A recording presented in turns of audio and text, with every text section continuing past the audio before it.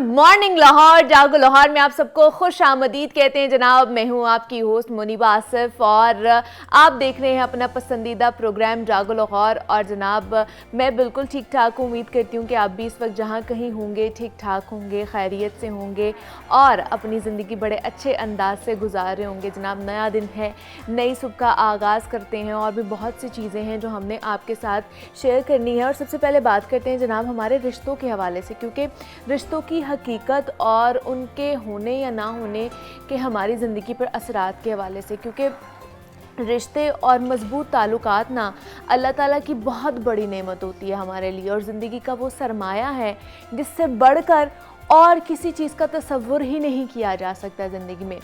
करीबी और गहरे ताल्लुकात में खलूस और मोहब्बत शामिल होता है और जो एक दूसरे के करीब हमें खींच कर ले आता है। और ये रिश्ते जो होते हैं ना, ये हमारी ज़िंदगी में एक बड़ा अहम मकाम रखते हैं और इन रिश्तों की अहमियत से हम इनकार भी नहीं कर सकते हैं। और इन रिश्तों के बगैर ज़िंदगी वीरान और बेरौनक भी हो जाती है। और आज के मुश्किल तरीन दौर में हम सबको एक दूसरे की पहले से ज़्यादा ज़रूरत लाहक हो चुकी है, क्योंकि अफरा तफरी के इस दौर में ना रिश्तों का तकद्दुस ख़त्म होता जा रहा है। हर कोई एक दूसरे से आगे बढ़ने की दौड़ में मसरूफ़ रहता है। मादियत परस्ती, जिसको हम मटीरियलिस्टिक कहते हैं, इतनी ज़्यादा बढ़ती जा रही है कि इसके आगे हमारे रिश्तों की अहमियत ख़त्म होती जा रही है। क्योंकि रिश्ते कमज़ोर होने की वजह सबसे बड़ी ये भी बताई जाती है कि हम उन्हें निभाते कम और आजमाते ज़्यादा हैं अपनी ज़िंदगी में। और हर कोई ना एक दूसरे से सिर्फ यही शिकवा करता हुआ नज़र आता है कि जनाब तुमने ये कर दिया, फ़लाँ ने ये कर दिया। और अलबत्ता हम ना पुरानी बातों और रंजिशों को दिलो दिमाग से निकालने की कोशिश भी नहीं करते हैं, ज़रा सी भी कोशिश नहीं करते हैं। और उनका जो जहर होता है ना, वो हमारे हाल, हमारे मुस्तकबिल के रिश्तों को भी खोखला करके रख देता है। तो हम सिर्फ इस बात पर उनसे राबता तोड़ देते हैं, मुनक़ता कर देते हैं कि अगर वो बात नहीं करना चाहता तो मैं क्यों बात करूं। और इसी अना के रंग में हमेशा क्या होता है कि हमारा जो ताल्लुक़ होता है ना, वो हार जाता है। तो इसलिए एक दूसरे को थोड़ा सा मार्जिन दिया करें और एक दूसरे की गलतियों को पसे पुष्ट डाल के माफ़ करके आगे बढ़ने की हमें कोशिश करनी चाहिए। ना कि जनाब ये जो खूबसूरत से रिश्ते हमारे पास होते हैं, हमारे वालिदैन, हमारे बहन भाई, रिश्तेदार, दोस्त अहबाब, इनकी गलतियाँ माफ़ कर देनी चाहिए और खुश उसलूबी के साथ हमें ज़िंदगी में आगे बढ़ते रहना चाहिए, फलते फूलते रहना चाहिए। और रिश्तों की बिना पर जनाब हम ज़िंदगी में अच्छे तरीके से ज़िंदगी गुजार सकते हैं, अपनी लाइफ अच्छे तरीके से स्पेंड कर सकते हैं। और ये अगर रिश्ते नहीं होंगे ना, तो हम अकेले कुछ भी नहीं कर सकते हैं। इन्हीं रिश्तों की बदौलत हमें मौका मिलता है, हमें मोटिवेशन मिलती है कि हम अपनी ज़िंदगी में कुछ कर सकें, हम किसी मकाम पर पहुंच सकें। और अगर ये रिश्ते नहीं होंगे, हमें कोई थपकी देने वाला नहीं होगा, तो हम ज़िंदगी में कहाँ पहुंचेंगे। हम अकेले किसी भी मकाम पर पहुंच जाएं, हम अकेले क्या कर लेंगे वहाँ पर पहुँच के, जब हमारे साथ हमारे कोई दोस्त अहबाब, हमारे कोई रिश्तेदार, हमारे वालिदैन, हमारे जो बहन भाई हैं, अगर वो नहीं होंगे तो जो खुशी भी होती है ना, उसको भी सेलिब्रेट करने का मज़ा नहीं आता है। और गम में तो हमें वैसे ही बहुत से लोग चाहिए होते हैं कि हम उनके साथ अपना गम बांटें, हमारा गम हल्का हो। तो इसलिए इन रिश्तों की बड़ी अहमियत होती है। तो जितना जल्दी हो सकता है ना, इन रिश्तों की अहमियत को जान लें, वो ज़्यादा ज़रूरी है आज के दौर में। जितना दौर डिप्रेशन से भरा हुआ है, जितना टेंशन से भरा हुआ है, मईशत का हमें पता नहीं है, हम कहीं जा रहे हैं तो हमें नहीं पता कि हमारे साथ क्या हो जाना है। तो इसलिए हंसी खुशी ज़िंदगी गुजारनी चाहिए और दूसरों को भी मौका देना चाहिए कि जनाब वो भी अपनी खुशी हंसी अपनी जो ज़िंदगी है ना, उसे हंसी खुशी गुजार सके। तो ये आज का पैगाम था जो मैंने आपके साथ शेयर किया है कि जनाब इस तरह ज़िंदगी हमें गुजार लेनी चाहिए, माफ़ करके आगे बढ़ जाना चाहिए।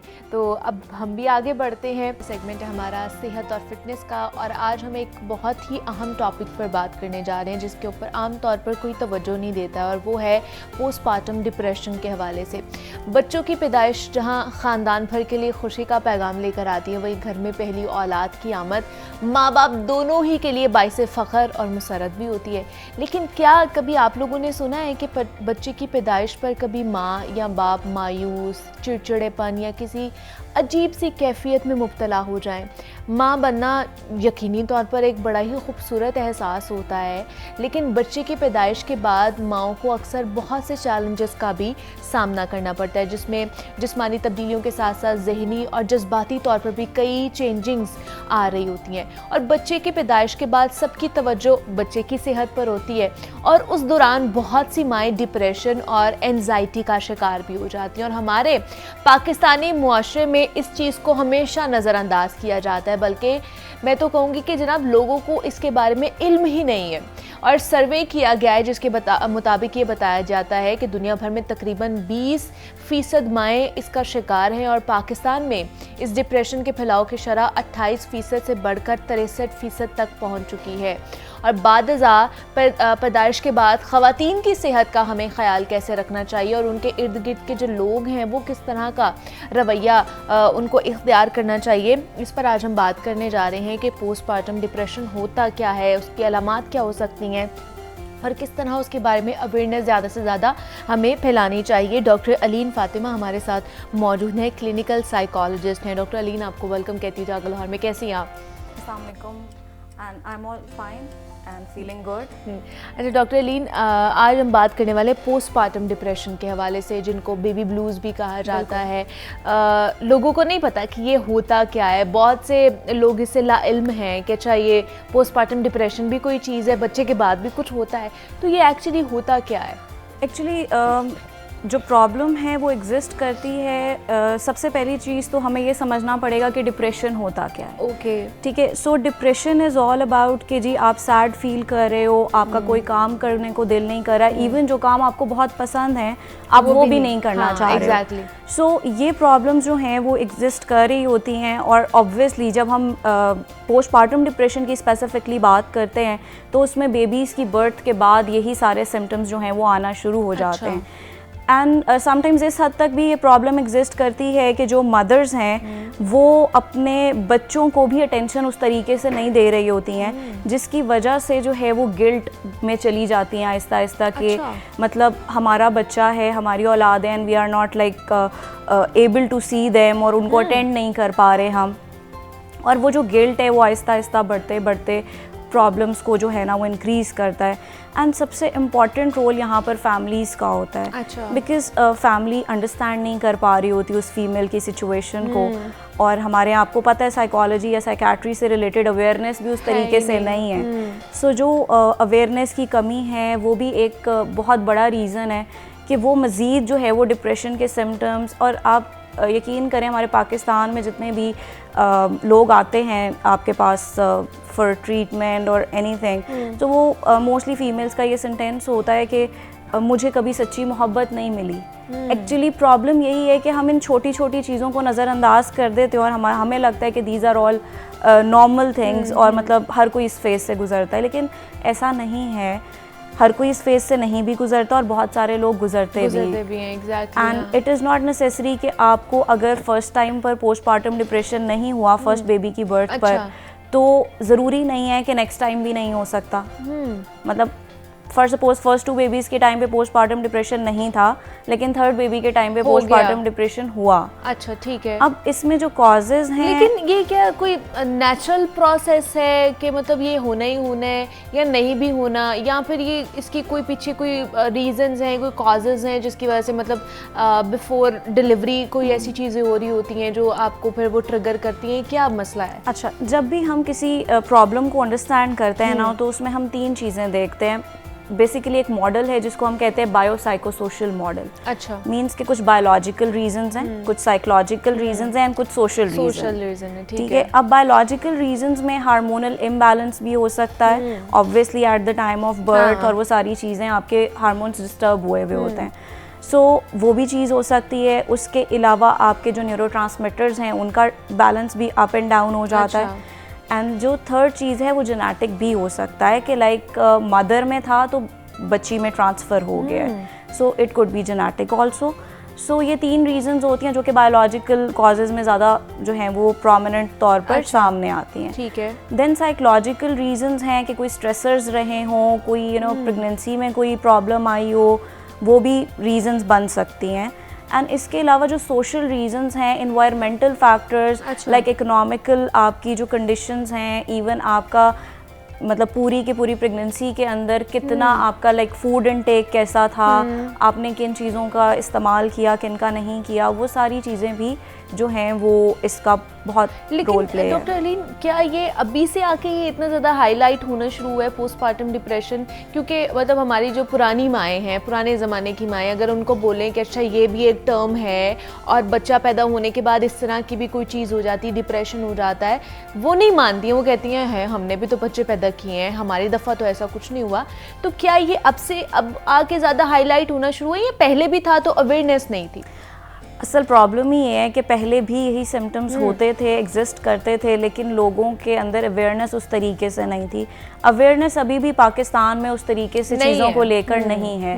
लाइक आप अपनी ही फैमिली में अगर किसी को चीज़ें एक्सप्लेन करने बैठो तो वो समझते हैं कि या तो आप ज़्यादा पढ़ गए हैं या फिर जो है वो आपको जो है वो चीज़ों का पता ही नहीं है कुछ। तो दीज आर द थिंग्स जो हमारी सोसाइटी में प्रिवेल कर रही हैं अभी स्टिल, और अवेयरनेस की बहुत कमी है। एंड आई मस्ट से कि आप लोगों ने इस प्रोग्राम के थ्रू लोगों में एटलीस्ट इस चीज़ की अवेयरनेस की बहुत ज़रूरत है, बिकॉज़ वो जो टाइम पीरियड होता है बच्चे की ज़िंदगी का, वो उसकी पर्सनालिटी ग्रूमिंग का टाइम होता है, उसकी पर्सनालिटी बन रही होती है।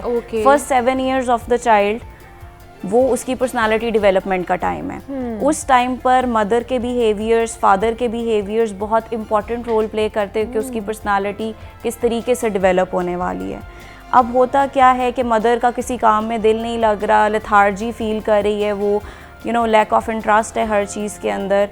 फादर भी उस चीज़ को अंडरस्टैंड नहीं कर रहे, आते हैं, गुस्सा होता है, घर में लड़ाई झगड़ा होता है।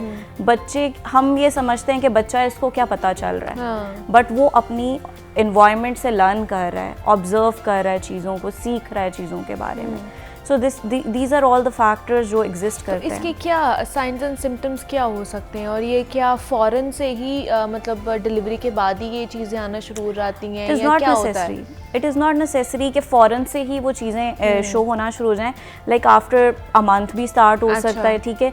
अब उसमें डिपेंड करता है वही सारे फैक्टर्स के, बेसिकली एक ट्रिगरिंग फैक्टर होता है हर साइकोलॉजिकल प्रॉब्लम का, जिसको हम प्रेसिपिटेटिंग फैक्टर बोलते हैं। मैंने तो बहुत सुना है कि इस तरह की जब मदर्स पोस्टपार्टम डिप्रेशन में होती है, इवन दो कि वो अपने बच्चों को पकड़ती भी नहीं है, मतलब अपनी गोद में भी नहीं लेती हैं, अपने साथ भी नहीं सुलाती हैं, तो वो जो एक प्यार होता है, वो जो एक मोहब्बत चाहिए होती है, और वो जो उस वक्त की जो एक केयर फीलिंग होती है, वो बच्चे को ही नहीं मिल रही होती है, माँ भी वो नहीं ले रही होती। तो इस तरह की सिचुएशन भी होती है।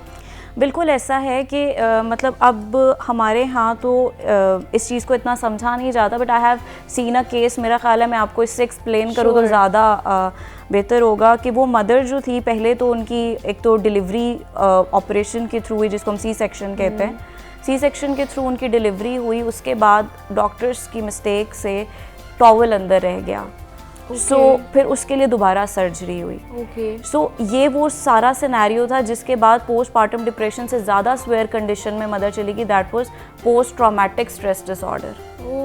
और उसको बाकायदा उस सारे सिनेरियो के फ्लैशबैक्स आना शुरू हो गए, और शी वाज लाइक, मतलब वो कंट्रोल नहीं कर पा रही थी, वो अपनी बच्ची को मारती थी।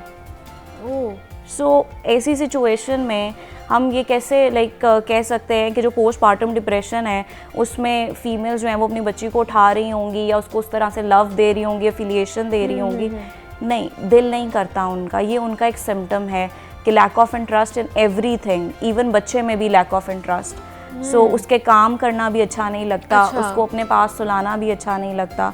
तो ये एक ऐसी कंडीशन है जिसके अंदर मदर, वही मैं आपसे जो पहले बात करी थी कि खुद गिल्ट का शिकार होना शुरू हो जाती है कि मतलब मैं नहीं कर पा रही हूँ, मुझसे क्यों नहीं हो रहा, या क्या रीजंस हैं। तो मतलब वो खुद भी आइडेंटिफाई नहीं कर पा रही होती ना कि ये हो क्या रहा है मेरे साथ। ये उसे भी नहीं पता होता कि अच्छा ये एक पोस्टमार्टम डिप्रेशन भी है जो हो सकता है। तो ये क्या सिर्फ मदर्स को ही होता है या फादर्स के अंदर भी ये चीज़ें प्रिवेल कर सकती हैं? या सिर्फ मदर्स में ही देखा गया मदर्स है? के ऐसे उसमें दो रीजंस हैं कि देखिए मदर्स के एक तो हार्मोनल चेंजेस वगैरह होते हैं उसमें, हाँ। सो मदर्स में चांसेस ज़्यादा हैं इस चीज़ के, लेकिन father to some other reasons हो सकता है कि वो बच्चे में इंटरेस्ट नहीं ले पा रहे या बच्चे के आने के बाद वो उसकी रीजंस डिफरेंट होंगी। उसकी रीजंस जो हैं वो ये भी हो सकती है कि अब वो मदर का और फादर का आपस का जो रिलेशनशिप पहले था वो कुछ अरसे तक के लिए डिस्टर्ब हुआ, ठीक है, मदर उस तरह से हस्बैंड को टाइम नहीं दे पा रही है, तो माइट बी पॉसिबल कि उनके अंदर भी वो सिम्टम्स आ सकते हैं डिप्रेशन के, पर हम उसको पोस्टपार्टम डिप्रेशन नहीं कहेंगे। Postpartum means after the delivery, okay, that could be another kind of depression, वो डिप्रेशन की एक अलग फेज होगी। ठीक है, तो ये इसका कोई टाइम पीरियड है पोस्टपार्टम डिप्रेशन का कि कितने टाइम तक ये रहेगा, या अभी तक इसको कोई आइडेंटिफाई नहीं किया गया? इसका टाइम पीरियड तो एज सच नहीं है, इसमें ये होता है कि आप क्या उस चीज़ के लिए ट्रीटमेंट ले रहे हैं।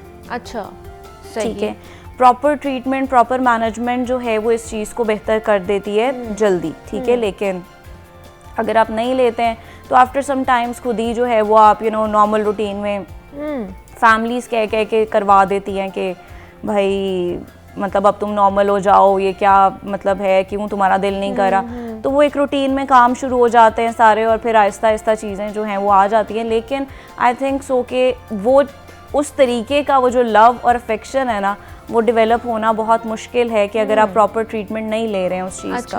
तो क्या है इसका ट्रीटमेंट? अगर डॉक्टर के पास जाते हैं या साइकोलॉजिस्ट के पास जाते हैं तो इसका क्या ट्रीटमेंट? अच्छा, सबसे पहले तो इसमें जो है वो साइकेट्रिस्ट का बहुत इंपॉर्टेंट रोल है। अच्छा, ठीक है। तो जिसमें हम जो है वो एंटी डिप्रेसेंट्स वगैरह, मूड स्टेबलाइजर्स, इस तरह की जो मेडिसिन हैं वो रिकमेंड करते हैं। एंड आफ्टर दैट जो साइकोथेरेपी है उसका बहुत इंपॉर्टेंट रोल है। साइकोथेरेपी के अंदर बेसिकली ये जो प्रॉब्लम सारा है, जितना भी डिप्रेशन है, एंग्जाइटीज़ हैं, जितनी भी साइकोलॉजिकल इलनेसेस हैं, इनके पीछे हमारी कॉग्निशन या थॉट प्रोसेस का बहुत इंपॉर्टेंट रोल होता है कि हमारी थिंकिंग पैटर्न्स कैसे हैं, हम चीज़ों के बारे में किस तरीके से सोच रहे हैं। तो साइकोथेरेपी इज़ ऑल अबाउट कि आपको आपके थिंकिंग पैटर्न्स पे काम किया जाएगा, आपको जो सोचने के बेहतर तरीके हैं वो बताए जाएंगे कि कैसे आप इस सिचुएशन से निकल सकते हैं। लेकिन साथ साथ फिर मेडिकेशन भी दी एग्जैक्टली जाती है। वो जो आपके न्यूरोट्रांसमीटर्स हैं उनके बैलेंस को मेंटेन करने के लिए मेडिकेशन साइकेट्रिस्ट रेफर करते हैं। लेकिन वो सिर्फ क्या उस पेशेंट के लिए साइकोथेरेपी होती है, उसके साथ उसके हस्बैंड की और बाकी घर वालों की भी होनी चाहिए? अच्छा, साइकोथेरेपी में ये है कि एक तो इंडिविजुअल थेरेपी सेशंस होते हैं, and secondly family therapy sessions होते हैं, जिसमें अगर तो वो जॉइंट फैमिली में रह रही है तो जितने लोग घर में हैं उन सबको बताया जाएगा उस प्रॉब्लम के बारे में, और इसी तरीके से हम साइको एजुकेट हस्बैंड को भी कर रहे होते हैं साथ साथ कि ये प्रॉब्लम है, इस तरीके से हो रही है, because sometimes people don't understand the situation of other person. So बहुत ज़रूरी होता है उनको साइको एजुकेट करना कि ये इस टाइम आप इनसे बहुत ज़्यादा एक्सपेक्टेशंस अगर लगाएंगे तो वो फुलफिल नहीं होंगी, so they need your support. So this is something. तो आते हैं, मतलब ये पेशेंट आते हैं कि हमें पोस्टपार्टम डिप्रेशन है, या हमारे घर में जो हमारी बेटी है या हमारी बहू है वो इस चीज़ से, इस सिनेरियो से गुजर रही है और उसको हमने थेरेपी करवानी, लोग आते हैं इस चीज़ के लिए? अवेयरनेस बहुत ज़्यादा नहीं है इस चीज़ को लेके, लेकिन येस पीपल डू कम, और मैंने ऐसे भी देखा है, it is all about like हम कहते हैं ना शऊर की बात है कि किस में कितना है। सो मैंने इस तरह का भी एक क्लाइंट डील किया कि वो ऑटो ड्राइवर की वाइफ थी। अच्छा। और वो अपनी बेटी को लेकर आई थी कि नहीं मेरी बच्ची को कोई मसला है तो मुझे जो है ना इसका ट्रीटमेंट कराना है। तो ऐसे टाइम पे बड़ा अच्छा लगता है कि यार मतलब ये लोग जो हैं वो अवेयरनेस है इनके अंदर चीज़ों को लेके, और कभी कभार जो है वो बहुत ज़्यादा एजुकेटेड लोग भी इस चीज़ को अंडरस्टैंड नहीं कर पा रहे होते। तो दोनों सिचुएशंस हैं, पीपल डू कम, आते हैं थेरेपीज के लिए। मतलब जितनी ज़्यादा अवेयरनेस होती जाएगी लोगों को पता चलेगा कि अच्छा ये भी एक चीज़ है, ये भी एक टर्म है जिसको डिसऑर्डर तो नहीं कहा जाता, ये रिवर्सेबल चीज़ है, आपकी सिचुएशन उस टाइप डिस्टर्ब हुई भी होती है, उसको आप बेहतर कर सकते हैं। अच्छा, जो मतलब जो गर्ल्स हैं या जो ख़वातीन हैं जो इस चीज़ से गुजर रही होती हैं, उन्हें आप क्या कहेंगी कि फर्स्टली जब उनको इस तरह की कोई चीज़ महसूस हो कि हमारे अंदर चेंजिंग्स आ रही हैं, तो वो फ़ौरन से क्या अपनी क्या जो कॉमन प्रैक्टिसेस हैं उनको छोड़ के उस चीज़ पर आ जाए? अच्छा, इसमें तो सबसे पहली चीज़ तो ये है कि उनको अपने थिंकिंग पैटर्न्स को देखना पड़ेगा, रिव्यू करना पड़ेगा कि वो चीज़ों को किस तरीके से लेकर चल रही हैं, किस तरीके से सोच रही हैं हर चीज़ के बारे में। तो एक तो फर्स्ट स्टेप में ये चीज़ आ जाती है। फिर उसके बाद कुछ बेसिक एक्सरसाइजेज हैं जिसमें डीप ब्रीदिंग वगैरह, जिससे आप जो है वो थोड़ा बेहतर फील कर सकते हैं। And secondly, mindfulness is very important. Mindfulness is all about like to be in the present moment, कि आप जिस सिचुएशन में हैं, जिस मोमेंट में हैं, उसमें रहें। And the most important cheese is acceptance of the situation, कि अगर आपके साथ ये प्रॉब्लम है तो फर्स्ट ऑफ ऑल उसको एक्सेप्ट करें कि okay fine, I am in this condition, और मैं निकल सकता हूँ। हाँ, मैं इससे निकल ठीक है जी। Doctor Aleen Fatima, clinical psychologist, हमारे साथ मौजूद थी। डॉक्टर अलीन, बहुत शुक्रिया आपके वक्त का कि आप यहाँ पर आई। पोस्टमार्टम डिप्रेशन के हवाले से हम बात कर रहे थे। यहाँ पे एक छोटी सी ब्रेक लेते हैं, मिलते हैं इस ब्रेक के बाद।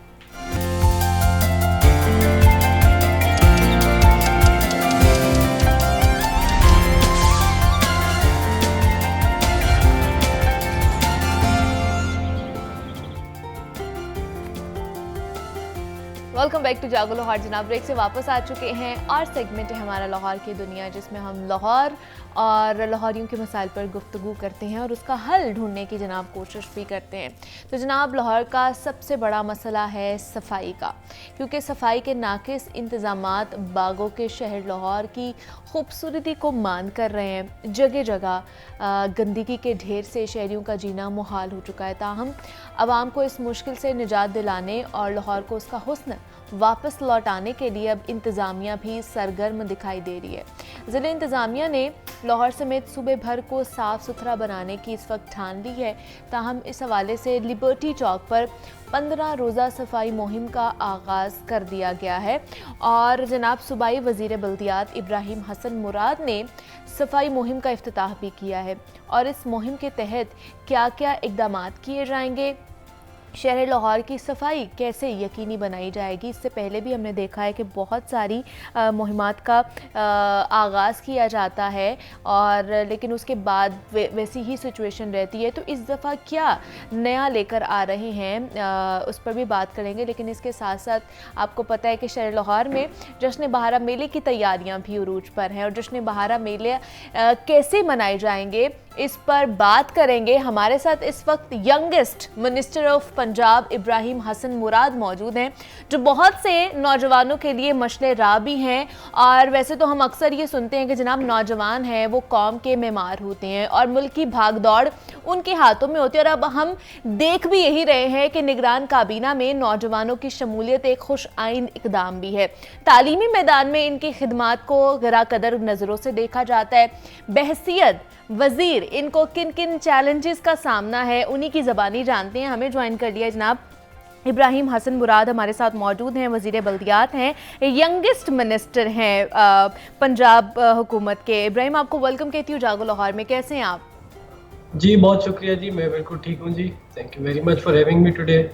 अच्छा, सबसे पहले तो 15 रोज़ा सफाई मुहिम के हवाले से बात कर लेते हैं। हमने देखा है कि इससे पहले भी इस तरह की कैंपेन्स का आगाज़ किया जाता है और सफाई सुथराई का ख्याल रखा जाता है। इस दफ़ा जो आप कैंपेन लेकर आ रहे हैं उसका इफ्तिताह भी आपने कर दिया, तो क्या नया इसके अंदर लेकर आ रहे हैं? क्योंकि पहले भी कैंपेन्स होती हैं लेकिन उस कैंपेन के बाद वही सारी सूरत हाल हो रही होती है, वही गंदगी के ढेर में नज़र आ रहे होते हैं शहर लाहौर में।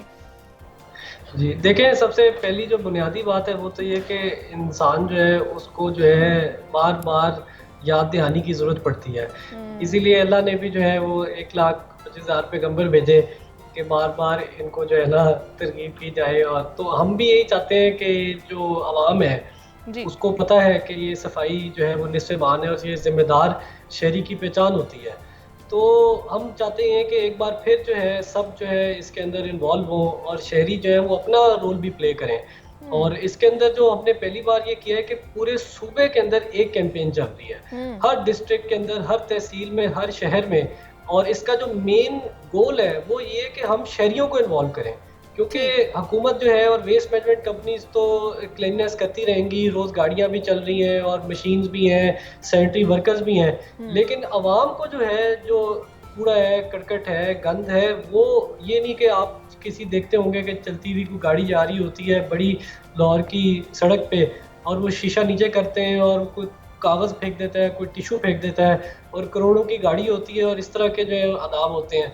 तो हम यही चाहते हैं कि हम लोगों को जो है ना एक बार फिर उनकी याद दहानी कराएं कि ज़िम्मेदार शहरी की पहचान है और सफाई निस्फ़ ईमान है। तो इसके अंदर आगे भी मैं आपसे शेयर करता हूँ कि पूरे पंजाब में डे 1 जो है तकरीबन हमने 24,000 टन जो है ना वेस्ट डिस्पोज ऑफ किया है और इसके अंदर जो खाली प्लॉट्स थे तकरीबन कोई 500 से प्लस वो साफ़ किए, स्विच लाइन साफ़ हुई हैं, 432 जो है वो बस स्टॉप्स थे, अड्डास थे, उनकी क्लीननेस हुई हैं, कुछ 1450 सड़कें साफ हुई हैं और इसके अलावा कल जो है मतलब काफी बड़ा टारगेट है जो अचीव किया गया है एक दिन में।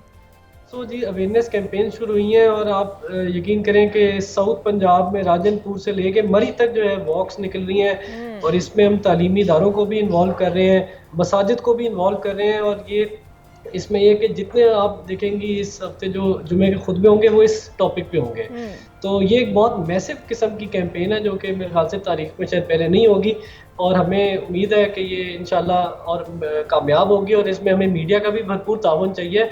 और मैं शुक्रिया अदा करना चाहूँगा आपकी चैनल का, आपकी इंतज़ामिया का कि उन्होंने इस टॉपिक के ऊपर जो है ये आज डिस्कशन का ऐसे आगाज़ किया। हम तो आपका साथ देंगे ही, लेकिन मकसद ये है कि अगर ये कैंपेन शुरू हुई है तो सिर्फ ये 15 रोज़ ही हमें सफाई सुथराई नज़र ना आए, 15 रोज़ के बाद भी हमें हमारा जो शहर लाहौर है वो चमकता दमकता नज़र आए। इंशाल्लाह जी आपका ताबन रहेगा तो बिल्कुल आपको नज़र आएगा लाहौर एक साफ़ सुथरा, और लाहौर सिर्फ नहीं पूरा पंजाब आपको साफ़ सुथरा नज़र आएगा। और हमने उनको टारगेट ये दिया है कि आप ऐसी सफाई हमें दिखाएं कि जिस तरह तारीख में नहीं हुई। तो इसके लिए हमने सारी ज़िले जो इतनी इंतज़ामिया है, कमिश्नर्स हैं, डीसीज़ हैं, उनको भी इन्वॉल्व किया है। हम इसमें मीडिया को भी इन्वॉल्व कर रहे हैं, जिस तरह मैंने पहले अर्ज़ किया कि जितने तालीमी इदारे हैं, स्कूल्स, कॉलेजेस, यूनिवर्सिटीज़, तो उनको भी हम इन्वॉल्व कर रहे हैं इसमें, उलमा मदारिस को भी इन्वॉल्व कर रहे हैं, सेलिब्रिटीज़ का भी हमारा है कि स्पोर्ट्समैन, इनको भी हम करें। तो ये एक बड़ी ग्रैंड कैंपेन है और इसमें जितने पिलर्स हैं सोसाइटी के, जब ये एक साथ मिलेंगे, जुड़ेंगे, हाथ से हाथ मिलाएंगे, तभी जो है हम माशरे में अपनी जो है तब्दीली देख सकते हैं। क्योंकि ये सिर्फ हुकूमत का काम नहीं है, ये हम सबका फ़र्ज है। जिस तरह हमारे नबी ने भी फरमाया कि सफाई निस्फ़ ईमान है, तो जिस तरह हज़रत सल्लल्लाहु खुद अपने घर में झाड़ू फेरते, लेकिन आज देखें कि सफाई करना एक बुरा काम समझा जाता है। सैनिटरी वर्कर्स की कोई रिस्पेक्ट नहीं है, जो साफ स्वीपर्स होते हैं लोएस्ट ऑफ द लोएस्ट समझे जाते हैं। तो एक ये भी माइंडसेट चेंज भी है इसमें। तो आप देखेंगे इंशाल्लाह कि इसमें हम काफ़ी एक्टिविटीज़ हैं, सब एक्टिविटीज़ जिस पे काम होगा आगे, और हमें उम्मीद है कि इससे कुछ जो है बेहतरी आ सके इंशाल्लाह। और अच्छा, दूसरा इब्राहिम, थोड़ा सा बात कर लेते हैं जश्न बहारा मेले के हवाले से कि उसका भी इनाकाद किया गया है, तो वो बताइएगा कि कौन कौन सी एक्टिविटीज़ होंगी, किन किन जगहों पर ये जश्न बहारा मेले का इनाकाद किया जा रहा है। देखिए, जश्न बहारा जो है ये हर साल तो होता रहा है, लेकिन इस साल हमने इसको थोड़े ग्रैंड तरीके से ऑर्गेनाइज किया है as per the vision of the honourable chief minister. और इसके अंदर तकरीबन 15 मेन इवेंट्स हैं और उन मेन इवेंट्स के अंदर भी जो है वो 5-5, 7-7 इवेंट्स हैं। तो अगर आप इसको देखें तो ये तकरीबन जो है कोई मेरे अंदाजे से 80-90 इवेंट्स बनते हैं। और ये पूरे पंजाब की आवाम, आपके इल्म है कि आजकल बड़े मुश्किल माशी हालात हैं और लोग जो हैं वो आजकल बड़े जो है ना महंगाई की वजह से और बाकी जो है ना इश्यूज़ की वजह से तकलीफ़ में है, परेशान है। तो हमने जो है एक ऐसे ये सीरीज़ ऑफ इवेंट्स का इनकाद किया जिसका नंबर 1 तो ये कि गवर्नमेंट के एक्सचेकर पे 1 रुपया भी खर्च नहीं आया, उसका 1 रुपये का भी जो है ना खर्च नहीं है। ये सारे स्पॉन्सर्ड इवेंट्स हैं और इसमें मैं कमिश्नर लाहौर को और बाकी सब जो इंतज़ामिया है इसको ऑर्गेनाइज करने वाली, उनको भी मैं दाद देना चाहता हूँ। और अगर मैं आपको इवेंट्स की बताता जाऊँ वन बाय वन, तो नंबर 1 तो जी इसमें है फूड एंड आर्टिज़न मेला। और इसमें मैं सब लाहौरियों से कहूँगा कि आप इसमें भरपूर शिरकत करें। इसमें जितने आपके फेवरेट ब्रांड्स हैं, खाने के रेस्टोरेंट्स हैं, इन सब के इधर जिलानी पार्क में स्टॉल्स हैं। और इसके अंदर उसके अलावा जो पूरी पंजाब की सकाफत है, मरी से लेके साउथ पंजाब तक, आप देखेंगे कि वो आर्टिसंस उधर बैठे हैं। तो ये बच्चों के लिए बड़ी ज़बरदस्त अपॉर्चुनिटी है कि वो जाने अपने पंजाब को, अपनी सकाफत को, अपने शहरों को, अपनी आवाम को, कि अपने क्या क्या हमारे रंग हैं पंजाब के, तो वो आपको उसमें नज़र आएंगे। तो वो बहुत ज़बरदस्त एक इवेंट है जो कि 5 से 12 तक चलेगा शाम को जिलानी पार्क में। इसके अलावा आप देखेंगे कि पूरे लाहौर की जितनी मेन रोड्स हैं, रात को उन पे जो है ना लाइटिंग और चरागा हुआ है। तो ये बहुत खूबसूरत जो है ना एक शहर को उसने एक जिसे कहते हैं रंग और उसकी शक्ल निकली है। तो आप कैनाल पे जाएंगी या जहाँ भी आप विजिट करेंगी आप देखेंगी मेन जगहों पे इल्यूमिनेशन हुई हुई है, और उसमें भी यूनिवर्सिटी स्टूडेंट्स ने पार्टिसिपेट किया है, तालीमी इदारों ने अपने फ्लोट्स बनाए हैं, तो वो भी बहुत एक अच्छा फीचर है इसके अंदर।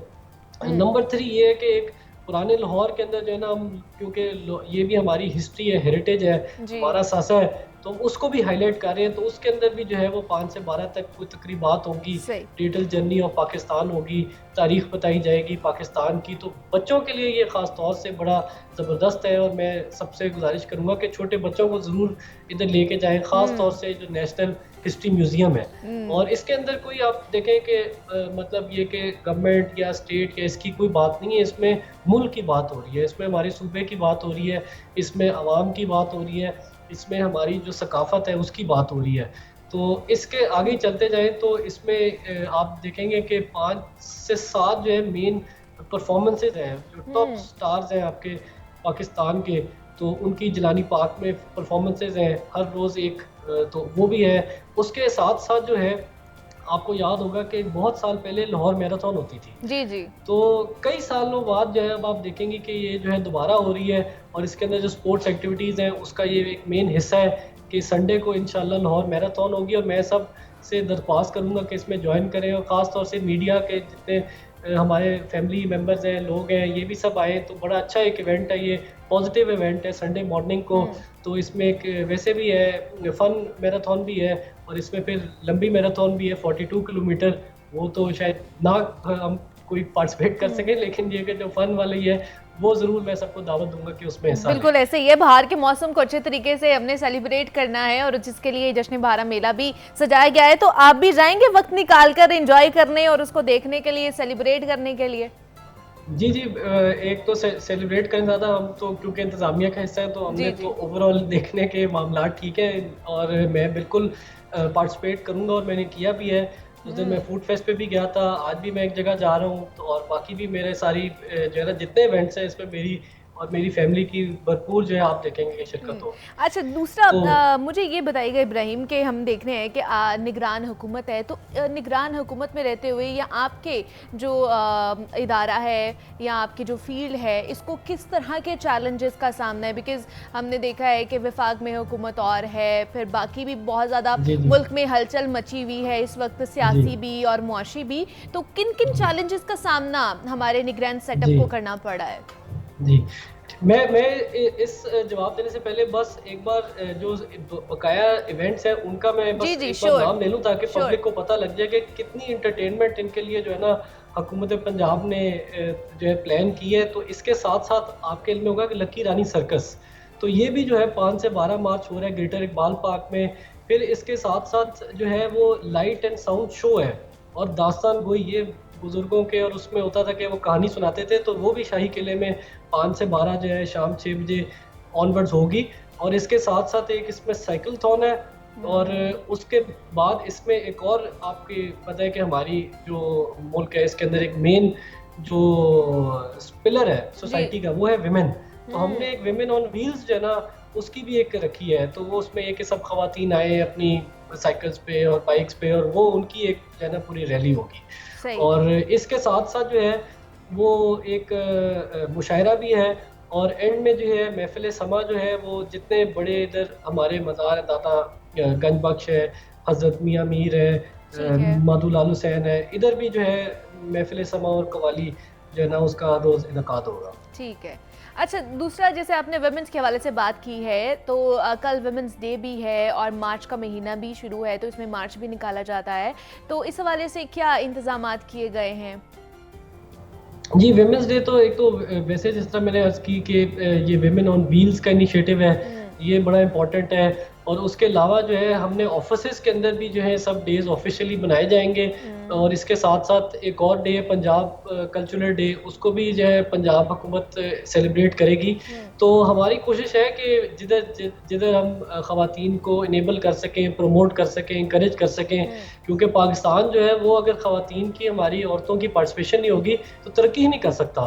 आप इमेजिन करें कि अगर आपकी 50% जो है आबादी वो घर बैठी है तो मुल्क कैसे आगे बढ़ सकता है। जी। तो हमें ज़रूरत है कि हमारी जो ख़वातीन हैं, जो एजुकेटेड हैं, कॉन्फिडेंट हैं, वो आएँ आगे और जो है सोसाइटी का हिस्सा बने। हर पेशे में जो है वो मर्दों के साथ जो है वो काम करें, बल्कि लीडरशिप पोजीशन में भी आएँ, और ये बहुत ज़रूरी है जी। बिल्कुल ऐसे ही है। एजुकेशन भी इनकी और इनके प्रोफेशनल करियर्स भी। अच्छा, दूसरा इब्राहिम, जैसे मैंने पूछा कि किन किन चैलेंजेस का सामना करना पड़ा है निगरान सेटअप को, और एज अगर आपसे मैं पूछूं कि आप you are the youngest minister, तो आपको किन किन चैलेंजेस का सामना करना पड़ा है? देखिए, चैलेंजेस तो बहुत होते हैं, और सुबह शाम दिन रात जो है हम चैलेंजेस से ही गुजरते हैं। और इसमें ये है कि एक मेन ये चीज़ है कि आपके केयर टेकर का जो परव्यू है, ठीक है, मैंडेट जो होता है, जो जिम्मेदारी है, वो है कि आपने operation day to day operation जो है ना रन करने हैं। तो हमारा ऑब्वियसली एक ये है कि हमने बेहतरीन तरीके से, जिस तरह जो शहरियों को जो जो सहूलियात फराम होनी चाहिए वो हो रही हैं कि नहीं हो रही, और हम किस तरह इनको मुमकिन बना सकते हैं। और ये है कि आपको पता है कि केयर टेकर हुकूमत का जो दूसरा मेन गोल है वो ये होता है कि आपने इलेक्शंस कराने हैं। तो इंशाल्लाह जैसे ही इलेक्शन कमीशन जो है वो डेट देगा सबकी मुशावरत के साथ, तो हम इंशाल्लाह फिर कोशिश करेंगे कि भरपूर तरीके से फ्री, फेयर और ट्रांसपेरेंट इलेक्शन कराएं। तो ये हमारे मेन चैलेंजेस हैं। ठीक। अच्छा, ये तो इब्राहिम केयर टेकर गवर्नमेंट है जिसमें आपको मिनिस्ट्री मिली हुई है, तो कहते हैं कि जनाब इक़्तिदार का अगर नशा लग जाए तो वो छूटता नहीं है। कुर्सी पे अगर आप आके एक दफ़ा बैठ जाते हैं तो फिर कुर्सी छोड़ने का दिल नहीं करता है। तो आगे इसके बाद अगर गवर्नमेंट आती है तो उसमें आने का प्लान है, सियासत में आने का प्लान है? अगर प्लान है तो कौन सी पार्टी से आएंगे? जी, बड़ा अच्छा सवाल है आपका। देखिए, मुझे तो बुनियादी तौर पे एक ही जिसे कह देंगे आप नशा है, वो ये कि आवाम जो है, आम आवाम है, इसकी ज़िंदगी में कोई बेहतरी आ सके। तो जिस तरह मैं तालीम के शोबे से मुंसलिक हूँ, तो हमारा यही है कि इसमें आप जो मुल्क का मुस्तकबिल है उसको शेप कर सकते हैं, उसको ग्रूम कर सकते हैं, उसको वो इल्म दे सकते हैं, वो तरबियत दे सकते हैं, वो हुनर दे सकते हैं, जिससे वो एक कामयाब ज़िंदगी गुजारने के काबिल बने। तो मेन जो है ना गोल हमारा और मेरा ज़ाती, वो तो ये है कि मुल्क की खिदमत हो जो है, और पाकिस्तान की खिदमत हो, आवाम की खिदमत हो। तो वो आप जिस भी शोबे में से मुंसलिक हो आप कर सकते हैं। जिस तरह आप मीडिया के अंदर हैं तो आप अपना काम कर रहे हैं, हम तालीम के शोबे से वाबस्ता थे, हम अपना काम कर रहे थे। तो इसी तरह ये है कि इंशाल्लाह आप देखें, अभी तो कोई ऐसा इरादा नहीं है, लेकिन ये है कि अच्छा, मतलब आगे सियासत में आने का कोई इरादा नहीं रखते आप? नहीं, फिलहाल अभी आज के दिन तक अगर मैं सोचूं तो मेरा कोई इरादा नहीं। सही, मतलब आगे सोच लेंगे, अगर प्लान हुआ तो इस पे बात कर लेंगे। हाँ, नहीं, फिलहाल मेरा आज के दिन तक तो कोई ऐसा नहीं है प्लान। तो अब अल्लाह बेहतर जानता है कि क्या आगे होना है। जी चले जी, बहुत अच्छा लगा इब्राहिम आपसे बात करके। इब्राहिम हसन मुराद हमारे साथ मौजूद थे, वज़ीर बल्दियात हैं, और 15 रोज़ा सफाई मुहिम के हवाले से हम बात कर रहे थे। उसके अलावा जश्न बहारा मेला जिसका इनाकात किया गया है 5 से 12 मार्च तक ये मुनक़िद किया जाएगा, और जनाब जिसमें हर कोई जा सकता है, जाके उधर मुख्तलिफ एक्टिविटीज़ का हिस्सा बन सकता है, और जो बहार का मौसम है उसे सेलिब्रेट कर सकता है। इस पर बात की है हमने। हमारे साथ इब्राहिम हसन मुराद मौजूद थे, बहुत शुक्रिया आपका। और जनाब ये कुछ चीज़ें थी ख़ास करके लाहौर शहर के हवाले से जो आपके साथ हमने डिस्कस की हैं। यहाँ पे एक छोटी सी ब्रेक लेते हैं, आपने कहने जाना, मिलते हैं इस ब्रेक के बाद।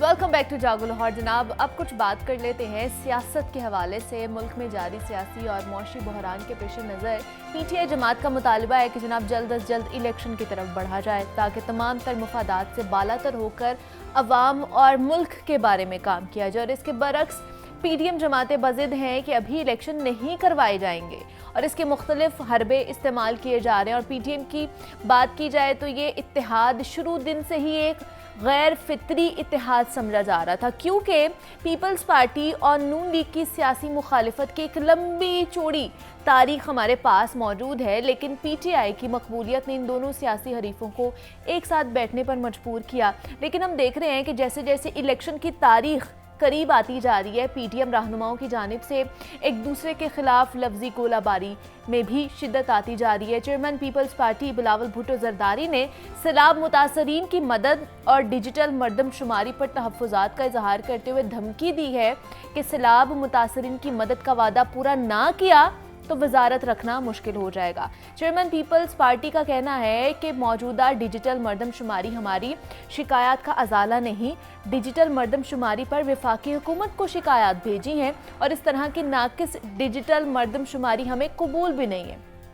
तहफ़्फ़ुज़ात दूर ना किए गए तो सिंध इस मामले में वफाकी हुकूमत का साथ नहीं देगा और सिंध के अवाम पर डाका मारने की इजाज़त भी हम नहीं देंगे। और पीपल्स पार्टी के सदर आसिफ अली जरदारी का कहना है कि पीपल्स पार्टी आइंदा इलेक्शन पीडीएम इत्तेहाद के प्लेटफॉर्म से नहीं बल्कि तीर के निशान पर ही लड़ेगी। और आसिफ अली जरदारी ने यह भी कहा है कि वो पीडीएम का हिस्सा नहीं है, हुकूमत में उनके इत्तेहादी हैं। और गुज़श्ता चंद रोज़ के दौरान हमने देखा कि जनाब मौलाना फजलुर रहमान की जानिब से भी कुछ तहफ़्फ़ुज़ात का इजहार किया गया और इससे तो यही लगता है कि जूजू इलेक्शन करीब आता जा रहा है, पीडीएम इत्तेहाद कमज़ोर होता दिखाई दे रहा है। तो ताज़ा तरीन सूरत हाल क्या है? क्या पीडीएम इत्तेहाद जो है वो कमज़ोर हो चुका है?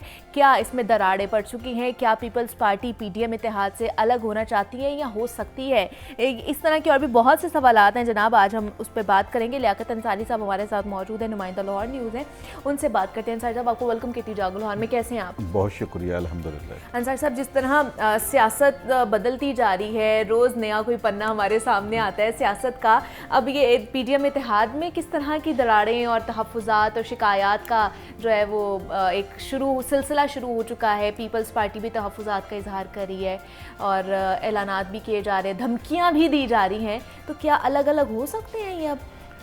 देखें, पीडीएम की हुकूमत जो है वो अपनी ही हुकूमत की जो कारकर्दगी है उसके बोझ तले दबीती हुई नज़र आ रही है। सही। और यही वजह है कि इत्तेहादी अब इसका बोझ उठाने को तैयार नहीं है। बिलखसूस पीपल्स पार्टी, बिलावल भुट्टो ने जो बात की है वो कोई इतनी बड़ी रकम नहीं है जो शहबाज शरीफ दे ना सके वफाकी हुकूमत। 4.7 अरब की बात की है कि जो वफाक ने सिंध को एक शेयर देना था, 8 कुछ अरब जो है वो सिंध हुकूमत ने किसानों के लिए ज़राअत के हवाले से मुख्तस किया और 4 कुछ अरब रुपए जो हैं वो वफाकी हुकूमत ने एक शेयर देना था, वो नहीं दिया। तो ये कोई 4 अरब रुपए कोई हुकूमत के लिए कोई रकम नहीं होती कि शहबाज शरीफ सिंध में पीपल्स पार्टी को इस बात पे नाराज़ कर दें कि सिर्फ 4 अरब रुपये, वो तो एक दिन का भी काम नहीं है। 4 अरब रुपये जो है वो वफाक से सिंध हुकूमत के अकाउंट में ट्रांसफ़र हो सकते हैं। मामला ये नहीं है, बज़ाहिर मामला ये है कि पीपल्स पार्टी जो है वो मुस्लिम लीग नून के मामलात का बोझ नहीं उठाना चाहती। जो मुआशी तौर पर देखें, कल आसिफ अली जरदारी ने वाज़े तौर पर कहा है कि जो भी मुकदमात दर्ज हो रहे हैं, जो किसी को गिरफ्तार किया जा रहा है, नहीं किया जा रहा, छापे पड़ रहे हैं या कोई ऑपरेशन हो रहा है, हमारा उससे क्या ताल्लुक? सही, ये तो वजारत दाखिला का काम है और वजारत दाखिला को राना सनाउल्लाह देखते हैं, वही जवाब देंगे। यानी कि पीपल्स पार्टी ने अपने आप को इन इंतकामी कार्रवाइयों से, जिसे पीटीआई इंतकामी मुकदमात करार दे रही है, उससे अलग कर लिया है। तो पीपल्स पार्टी भी ये जानती है कि जो बोझ मुआशी तौर पर और हुकूमत की जो परफॉर्मेंस का अब पड़ा है वो वोट बैंक में जो है वो उसके लिए मुतासर कुन हो सकता है। लेकिन इस तरह की खबरें तो पहले भी आती थी ना अंसारी साहब कि जब ये इत्तेहाद जुड़ने जा रहा था, और जैसे शेख रशीद साहब भी कहते थे, इस तरह और भी बहुत से रहनुमा जो वो कहते थे कि ये मैरिज जो है जो होने जा रही है इत्तेहादियों की, ये ज़्यादा देर नहीं चलेगी, और वही हमारे सामने भी आ रही है चीज़ें। देखिए, ये बात तो पीपल्स पार्टी की दुरुस्त है कि वो पीडीएम का हिस्सा नहीं है, वो वफाकी हुकूमत का हिस्सा है। लेकिन पीपल्स पार्टी पीडीएम का वाकई हिस्सा नहीं है, उसकी एक अलग अपना पहचान शनाख्त उसने बरकरार रखी है, लेकिन वफाकी हुकूमत में एक इत्तेहादी ज़रूर है। और बहरहाल एक इत्तेहादी की हैसियत से हुकूमत की कामयाबियाँ हों या नाकामियाँ, उसमें पीपल्स पार्टी ज़िम्मेदार है। ये नहीं कह सकते कि वजारत उसे सिर्फ वजारत ख़ारजा का जवाब देना है या माहौलियाती तब्दीली की वजारत है या जो सेहत की वजारत उनके पास है या गुर्बत में तखफीफ के हवाले से जो वजारत है वो उन्हीं के लिए जवाब दें। फिर एक क्योंकि कैबिनेट में डिसीजन होते हैं, तो कैबिनेट इज्तमाही तौर पर फैसले करती है मुल्क के लिए, तो उसमें Peoples Party one of the कह लें कि एक पार्टनर है, और उसमें पीपल्स पार्टी ने कहीं उस प्लेटफॉर्म पे ऐसा कोई मुखालफत नहीं की या मुज़ाहमत नहीं की किसी फैसले को रोकने के लिए। तो इसलिए वो कंसेंसस से पीपल्स पार्टी हो, जमीयत उलमा इस्लाम हो, जमीयत उलमा इस्लाम का तो बिल्कुल स्टांस जो है वो गैर सियासी सा लग रहा है। सही। वो तो कह रहे हैं कि इलेक्शन अभी होने ही नहीं चाहिए, 6 माह के लिए इलेक्शन मुलतवी कर दें। फिर मौलाना फजल रहमान ने जो अदलिया के हवाले से कुछ बातें की हैं, मैं तो उसको नहीं दोहरा सकता, लेकिन वो तहफ़्ज़ात जो उन्होंने इजहार करके तो वो अब चाहते हैं भागना इलेक्शन से ही चाहते हैं। अच्छा। मतलब ये हमने ऐसे सियासतदान कम ही देखे होंगे आपने कि जो इलेक्शन के नाम से भागते होंगे, उनको इलेक्शन वो चाहते हैं कि 6 महीने, फिर 6 महीने के बाद पता नहीं उस वक्त मुल्की हालात क्या होंगे, मईशत अब तो इतनी बुरी सूरत हाल है, तो 6 महीने में क्या कौन सा रिलीफ दे लेंगे। बहरहाल मौलाना फजल रहमान भाग क्यों रहे हैं, क्या वजह है, क्यों इलेक्शन के नाम पर भागते हैं? ये सर्वे जो आ रहे हैं इमरान खान के, ये उनको खौफजदा कर रहे हैं।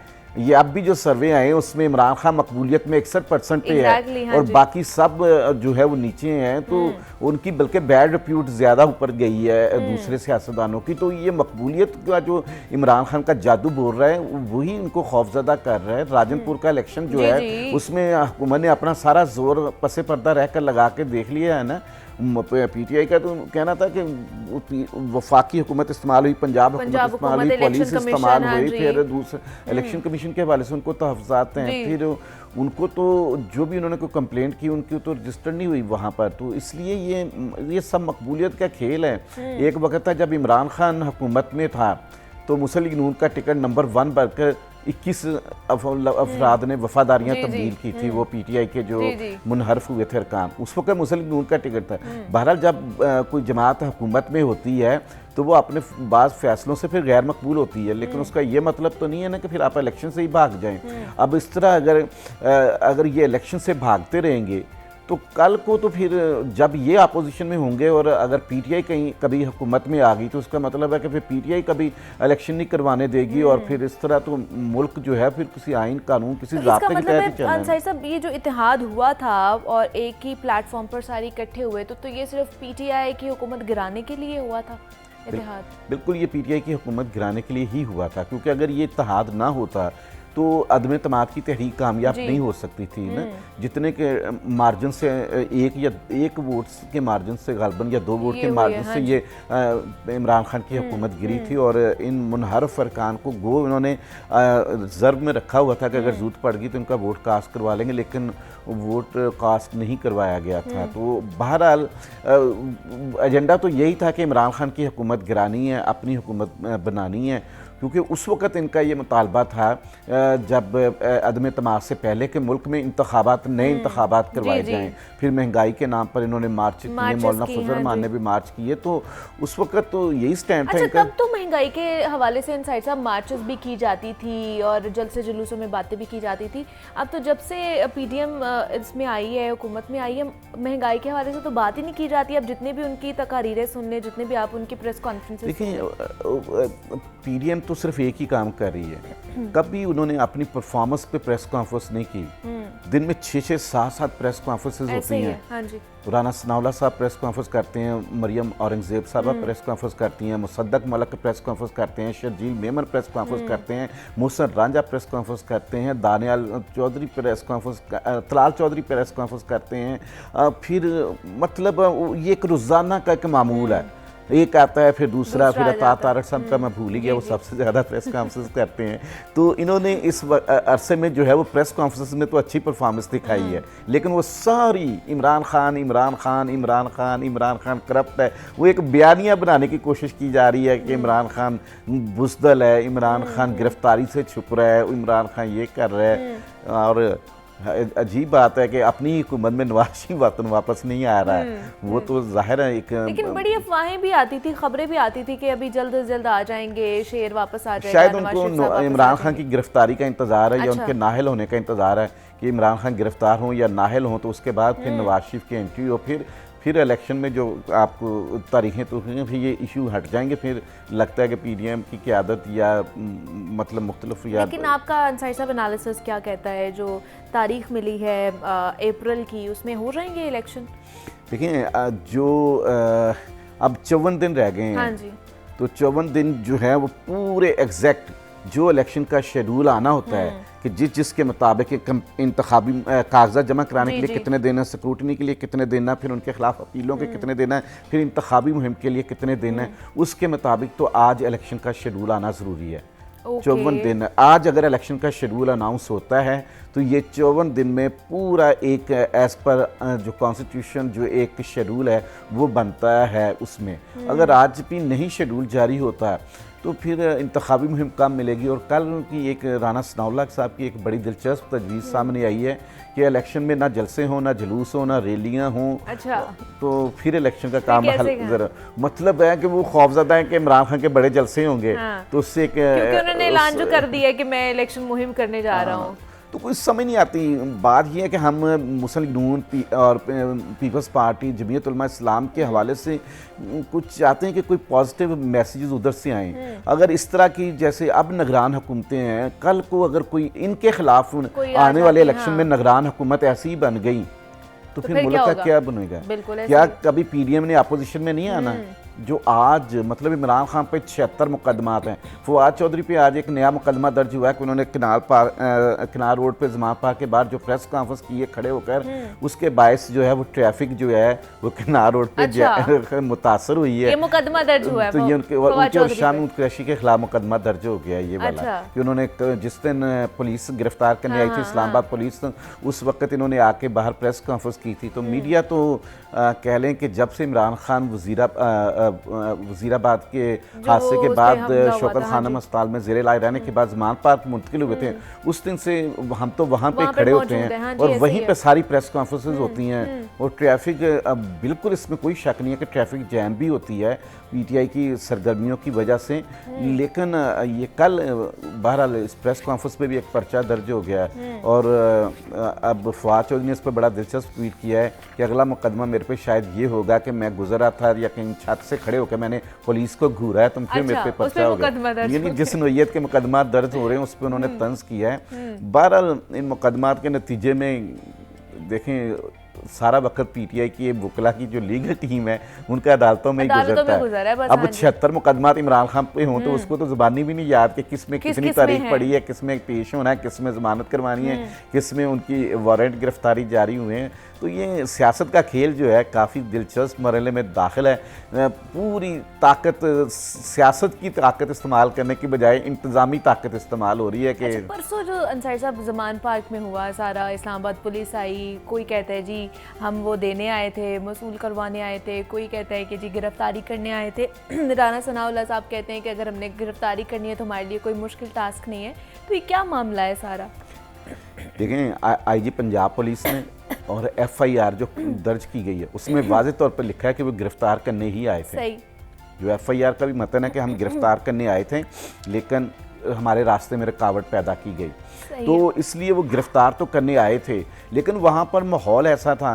लेकिन इस्लामाबाद पुलिस और बिलखसूस एसपी जो थे हुसैन ताहर, उनको अप्रिशिएट करना चाहिए कि उन्होंने बहुत अपना ऐसे अंदाज से कोई मिसबिहेव नहीं किया। उन्होंने कोई उनके साथ मिसबिहेव हुआ, कारकुनों ने धक्कम पेल की जज्बाती होकर, लेकिन उन्होंने कोई ऐसा रिएक्शन नहीं दिया कि जो पुलिस का एक रवायती तरीकाकार होता है। वो उसी वक्त फोर्स को और बुलाकर कारकुनों के जब वो आए हैं तो मुनीबा आप यकीन करें कि वहाँ ज़्यादा से ज़्यादा 20 से 25 कारकुन होंगे जब वो आए हैं। अच्छा, सही। उसके बाद इस्लामाबाद पुलिस आने के बाद पीटीआई ने कारकुनों को कॉल दिए और फिर लाहौर के मुख्तलिफ हिस्सों से कारकुन जो है वो सैकड़ों की तादाद में वहाँ पर पहुँचे और फिर एक पूरा माहौल लगा। लेकिन जिस वक्त आए थे, अगर वो इस्लामाबाद पुलिस चाहती कि गिरफ्तार करना है और उस वक्त वो पूरे इंतजाम के साथ लाहौर पुलिस की मदद लेकर कोई 200-300 पुलिस एहलकार लेकर आते तो मुमकिन है कि उनकी कोई एक्टिविटी जो है वो ज़मान पार्क के अंदर तक एंटर होती, लेकिन वो ज़मान पार्क के अंदर तक तो गई नहीं है मेरे ख्याल से। वो नहीं, वो एक मुनासिब जो सर्विस रोड पे गेट है जो ज़मान पार्क के वहाँ तक गए और उन्होंने उनको वारंट गिरफ्तारी जो है शिबली फराज को जो है वो नोटिस उसका उस सर्व करवाया जिस पर उन्होंने लिखा कि इमरान खान दस्तयाब नहीं है। अच्छा। उन पर इस बात पर भी मुकदमा दर्ज हो गया कि उन्होंने झूठ बोला। वो कहते हैं मैंने तो लिखा है कि इमरान खान दस्तयाब नहीं है, उस वक्त जो मैंने लिखा उस वक्त तो यही सूरत हाल थी। तो बहरहाल वो तो एक चीट करने वाली बात है ना कि पुलिस को चीट किया या कि उस पर तो FIR होगी, वो तो अब केस चलेगा तो शिबली फराज अपना मौक़िफ़ भी दे देंगे। लेकिन बात ये कहना है कि वो गिरफ्तार नहीं करने गए थे, FIR खुद बता रही है कि उसमें लिखा है कि हम गिरफ्तार ही करने गए थे। बहरहाल PTI की जो हिकमत अमली है वो इतने कारकुन जमा कर लेते हैं कि अब पुलिस भी डरती है कि कहीं नया सानिया मॉडल टाउन ना हो जाए।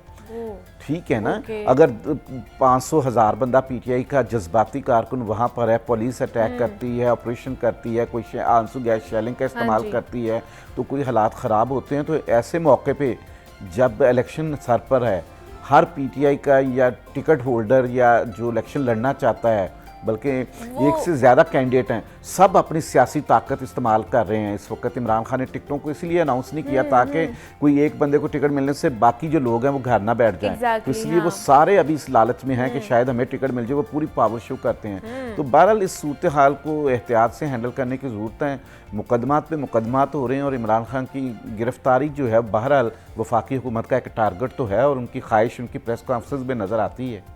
मतलब ये आने वाले दिनों में ऐसा कोई हो सकता है? बिल्कुल 100% इसीलिए तो सारी कोशिश कर रहे हैं। वो तो इमरान खान को बिहाइंड द बार देखना चाहते हैं इलेक्शन से पहले। अच्छा। और फिर नाहल भी देखना चाहते हैं कि जैसे राना सनाउल्लाह ने कल कहा कि बहुत से मामला ऐसे हैं जिसमें इमरान खान की नाहली यकीनी है।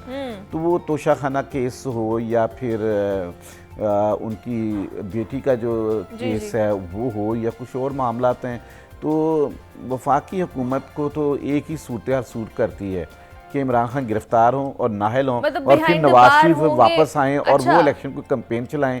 तो फिर शायद लोग मायूस हो जाएं कि अब इमरान खान तो अंदर है, तो गिरफ्तार है, तो क्या उसको वोट देना चाहिए या नहीं देना चाहिए। मतलब एक उनका एक थ्योरीज है ना जो काम कर रही हैं ना, तो वो एक बहरहाल उनका टारगेट यही है कि इमरान खान गिरफ्तार हो। ठीक है, इस वक्त हमारे साथ मुर्तज़ा वहाब साहब मौजूद हैं, पीपल्स पार्टी के रहनुमा हैं, उन्होंने हमें ज्वाइन किया है। सर बहुत शुक्रिया आपके वक्त का। सर बताइएगा, इत्तेहाद जो है वो ख़बरें ये आ रही हैं कि टूटता जा रहा है PTM का इत्तेहाद, और पीपल्स पार्टी ने कह दिया है कि हम तीर के निशान से ही इलेक्शन लड़ेंगे, हम इत्तेहाद के साथ PTM के साथ इलेक्शन नहीं लड़ेंगे। आसिफ अली जरदारी साहब ने ये कहा है, तो क्या कहेंगे इसके ऊपर आप? देखिए, PDM कोई इलेक्टोरल अलायंस नहीं था जी। ये पोस्ट इलेक्शन एक अलायंस है, और पाकिस्तान पीपल्स पार्टी हो, पाकिस्तान मुस्लिम लीग हो या बाकी जो हमारी हलीफ जमातें हैं, सबकी एक इंडिपेंडेंट एग्जिस्टेंस है। और नेचुरली हर सियासी जमात जो है वो अपने सिंबल के ऊपर निशान पर इलेक्शन लड़ती है। पाकिस्तान पीपल्स पार्टी का पिछले कई सालों से निशान इंतखाबी जो है वो तीर है, और हमेशा से नेचुरली अपने निशान तीर पर ही इलेक्शन लड़ा जाता है। तो ये कोई डिफरेंट चीज़ नहीं है, this was always part of the plan, और हर सियासी जमात जो है वो अपने इंतखाबी निशान के ऊपर इलेक्शन लड़ेगी। अच्छा, दूसरा मुर्तज़ा साहब, हमने देखा है कि बिलावल भुट्टो ज़रदारी ने भी वज़ारत ख़ारजा का कहा है कि अगर सैलाब ज़दगान को उनके हवाले से अगर वादा पूरा नहीं किया जाएगा तो वज़ारतें रखना बड़ा मुश्किल है, वज़ारतें छोड़ देंगे। देखिए, ये इतवार के रोज़ एक तकरीब हुई थी कराची शहर में, जिसमें सिंध के जो किसान, सिंध के हारी जो सैलाब से मुतासर हुए थे, उनकी रिहेबिलिटेशन के लिए सिंध हुकूमत ने बेनज़ीर इनकम सपोर्ट प्रोग्राम के इश्तराक के साथ ये फैसला किया कि उनको कैश सब्सिडी दी जाएगी। अच्छा। जब ओरिजिनली सैलाब हुए थे तो ये फैसला किया गया था कि वफाकी हुकूमत भी उसके अंदर सपोर्ट प्रोवाइड करेगी और पैसे फराहम करेगी, लेकिन उस दिन ये पता चला कि फेडरल गवर्नमेंट ने अभी तक वो पैसे नहीं दिए। तो बिलावल साहब ने सिर्फ ये मुतालबा सिंध के किसानों के बिहाफ पे, हारियों के बिहाफ पे, गरीब आदमी के बिहाफ पर रखा कि जी जो कमिटमेंट की है वफाकी हुकूमत की जानिब से, उस कमिटमेंट को पूरा किया जाए। और मैं समझता हूँ ये एक नॉर्मल सी चीज़ है, एक अच्छी रिवायत है कि अगर किसी सियासी शख्सियत ने, सियासी लीडर ने कोई कमिटमेंट की हो आवाम के साथ, तो उस कमिटमेंट के ऊपर यू टर्न ना ले, उस कमिटमेंट को डिलीवर करने में अपना किरदार अदा करे। यही फ़र्क है इमरान खान की सियासत में और बिलावल भुट्टो ज़रदारी साहब की सियासत में, कि बिलावल साहब अपने उसूल पर, अपने मौक़िफ़ पर खड़े रहते हैं गरीब आदमी के साथ, आम आदमी के साथ। इमरान खान साहब जो है अपनी ज़ात की खातिर कभी भी यू टर्न ले लेते हैं और फिर यू टर्न को जस्टिफाई भी करते हैं। ठीक है, मुर्तज़ा वहाब साहब हमारे साथ मौजूद है, रहनुमा पीपल्स पार्टी। सर बहुत शुक्रिया आपके वक्त का कि आपने हमें वक्त दिया, और लियाकत अंसारी साहब भी हमारे साथ मौजूद है, नुमाइंदा लाहौर न्यूज़ है। लियाकत अंसारी साहब आपका भी बहुत शुक्रिया। ये सारी जनाब पॉलिटिकल सिचुएशन थी जिसके ऊपर हमने आज डिस्कशन की है। मुझे इजाज़त दीजिए, अपना ख्याल रखिएगा, कल आपसे मुलाकात होगी। अल्लाह हाफ़िज़।